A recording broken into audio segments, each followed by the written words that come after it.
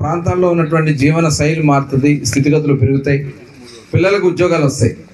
ఈ పెట్టుబడులన్నీ కూడా రేపు గ్రౌండ్ అయితే రాబోయే 2-3 సంవత్సరాల్లో 18 లక్షల మంది యువతకి మన రాష్ట్రంలో ఉద్యోగ ఉపాధి అవకాశాలు వస్తాయి.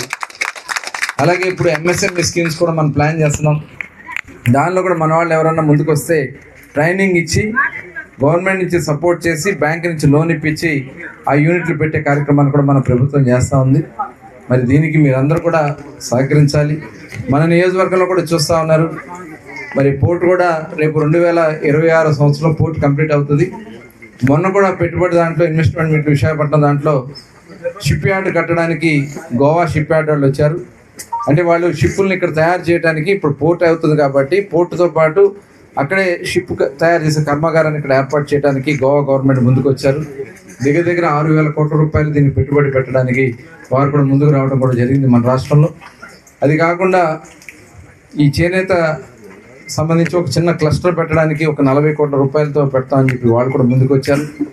అలాగే మన బందర్ వాసే ఆయన ఇవాళ మంచి దీని పొజిషన్లో ఉన్నారు. వాళ్ళు కూడా ఒక కెమికల్ ఫ్యాక్టరీ ఇక్కడ మన మచిలీపట్నంలోనే ఒక 300 ఎకరాల కోసం ప్రయత్నం చేస్తున్నారు. అది కూడా ఇస్తే వాళ్ళు కూడా కెమికల్ ఫ్యాక్టరీ పెడతామని వాళ్ళు కూడా రావడం జరిగింది. ఇవాళ ఇవన్నీ కూడా ఒక మంచి వాతావరణం. ఇవాళ రోడ్లు చూశారు. ఇప్పుడు విజయవాడ మచిలీపట్నం రోడ్ కూడా 4 లైన్ రోడ్ అవుతుంది.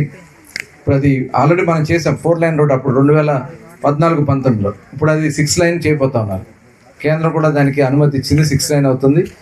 అలాగే పోర్టుకి అనుసంధానం చేయమని చెప్పి తెలంగాణ వాళ్ళు కూడా అడుగుతున్నారు. తెలంగాణ ముఖ్యమంత్రి రేవంత్ రెడ్డి గారు మొన్న ప్రధానమంత్రి గారిని అలాగే గడ్కరీ గారిని కలిసి 12 లైన్ రోడ్డు ఇవ్వండి, హైదరాబాద్ నుంచి ఒక ఫ్యూచర్ సిటీ అని కడుతున్నారు, అక్కడి నుంచి మన బందర్కి 12 లైన్ రోడ్డు ఇవ్వమని అడుగుతున్నారు. అంటే రేపు భవిష్యత్తులో మన బందర్ పోర్టు సక్రమంగా నిర్వహణ జరిగితే మటుకి ప్రపంచానికి ఒక ఆదర్శంగా అమరావతికి గేట్వే ఆఫ్ అమరావతి కింద మన మచిలీపట్నం కాబోతుందని చెప్పి మరి ఆ ప్రయత్నాలు చేస్తున్నాం. దానికి మీరు అందరూ కూడా సహకరించండి. రేపు రాబోయే ఎలాంటి ఎన్నికలు వచ్చినా మీరు అందరూ కూడా సపోర్ట్ చేసి మంచి ప్రభుత్వానికి అండగా ఉండాలని ఈ సందర్భంగా కోరుతున్నాం. ఇప్పుడు ఎందుకంటే మొన్న